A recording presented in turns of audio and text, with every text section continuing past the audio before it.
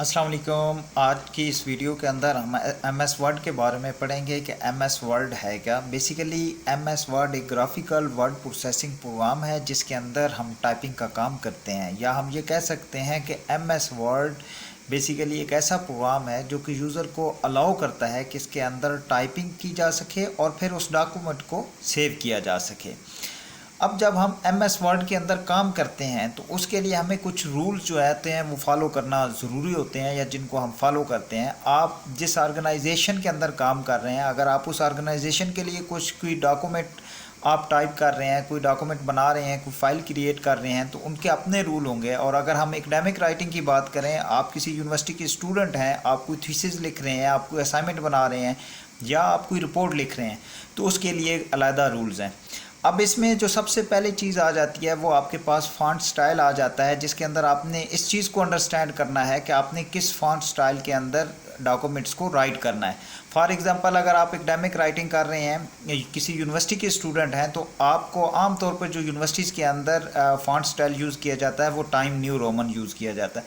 तो आपने उस पूरे डॉक्यूमेंट को टाइम न्यू रोमन के अंदर राइट करना होगा, और उसके लिए आपको फॉन्ट स्टाइल पर जाके टाइम न्यू रोमन को सिलेक्ट करना पड़ेगा। इसी तरीके से इसके बाद फ़ॉन्ट साइज़ आ जाता है। फ़ॉन्ट साइज़ के भी डिफरेंट मेथड्स हैं, यानी आप जिस अदारे के लिए काम कर रहे हैं, अगर आप एम्प्लॉई हैं, आप किसी अदारे के लिए काम कर रहे हैं, तो उसके लिए आप कोई डॉक्यूमेंट लिखना चाहते हैं, तो उनका जो फ़ॉन्ट स्टाइल फ़ॉन्ट साइज़ होगा, हेडिंग का सेपरेट होगा, टाइटल का सेपरेट होगा, या जो रेस्ट ऑफ द टेक्स्ट है उसका सेपरेट होगा। अगर हम स्टूडेंट्स एज ए स्टूडेंट बात करें कि अगर आप स्टूडेंट हैं और स्टूडेंट के तौर पे आप कोई असाइनमेंट बना रहे हैं या थीसिस लिख रहे हैं, तो उसके लिए जो मेन टाइटल है वो आपका 16 का होगा, जो मेन हेडिंग है वो 14 की होगी, और सब हेडिंग जो आपकी है उसका फ़ॉन्ट साइज़ 12 का होगा, और जो बाकी टेक्स्ट आपका होगा वो भी 12 का होगा। फ़र्क सिर्फ इतना आएगा कि आपके पास टाइटल्स, हेडिंग और सब हेडिंग ये सारी आपके पास बोल्ड होंगी, और टाइटल के अंदर आपने टाइटल को कैपिटलाइज करना होगा, यानी कंप्लीट टाइटल आपका अपर केस के अंदर होगा। इसी तरीके से जो आपकी मेन हेडिंग है या सब हेडिंग है, इसमें ईच लेटर जो होगा वो कैपिटलाइज होगा। फॉर एग्जांपल, अगर आपके पास एक हेडिंग बन रही है, इम्पैक्ट ऑफ कंप्यूटर बन रहा है, तो इम्पैक्ट का आई कैपिटल होगा और कंप्यूटर का सी कैपिटल होगा। इसी तरीके से मेन हेडिंग या सब हेडिंग के अंदर आपने इस रूल को फॉलो करना है। लेकिन अगर हेडिंग और सब हेडिंग के अंदर कोई प्रीपोजिशंस यूज़ हो गई है, ऑफ, इन, विद, और या कोई और प्रीपोजिशंस यूज़ हुई है, तो वो हमेशा स्मॉल लेटर में होगी, उसमें फर्स्ट लेटर कैपिटलाइज वाला रूल अप्लाई नहीं होगा। इसके बाद आपने लाइन स्पेस को एडजस्ट करना है। जो लाइन बिटवीन स्पेस होगी वो आपके पास 2.0 की भी यूज़ होती है और 1.5 की भी यूज़ होती है। ये भी आपके अकॉर्डिंग टू जो आपका अदारा है, या आप किसी यूनिवर्सिटी के स्टूडेंट हैं, तो उसके मुताबिक जो वहाँ की रिक्वायरमेंट है उसके मुताबिक आप एडजस्ट करेंगे।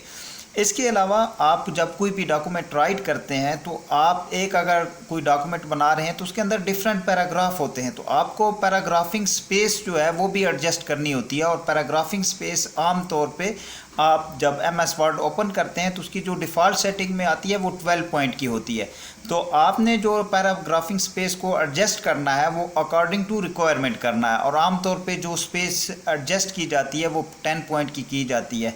इसके बाद आपका पेज मार्जिन आता है। पेज मार्जिन भी आपने एडजस्ट करना है। पेज मार्जिन आपके पास टॉप पे कितना होगा, लेफ़्ट पे कितना होगा, राइट पे कितना आएगा, इसी तरीके से बॉटम पे कितना आएगा। टॉप, बॉटम, लेफ़्ट, राइट, ये आपने एडजस्टमेंट करनी है। अब अकॉर्डिंग टू रिक्वायरमेंट आपने इसकी एडजस्टमेंट करनी है। अगर हम इसको जनरली डिस्कस करें तो आपको टॉप, बॉटम, राइट, लेफ़्ट, आपको जो मार्जिन रखना होगा वो 1 का रखना होगा। टॉप भी 1 आएगा, बॉटम भी 1 आएगा, लेफ़्ट भी 1 आएगा, और राइट भी 1 आएगा। लेकिन जब आप कोई भी डॉक्यूमेंट जब प्रिंट करते हैं और प्रिंट के बाद आपने उसको हार्ड कॉपी में बाइंड करना है, तो उसमें ये होता है कि आपका जो लेफ़्ट साइड जब बाइंड होती है, तो वो अगर आपने 1 रखी होगी तो वो टेक्स्ट पढ़ा नहीं जा सकेगा, क्योंकि वो बाइंडिंग के अंदर आ जाता है। तो इसलिए वहाँ पे जब आप एडजस्ट करते हैं मार्जिन, तो आप लेफ़्ट को 1.5 कर देते हैं। Thank you.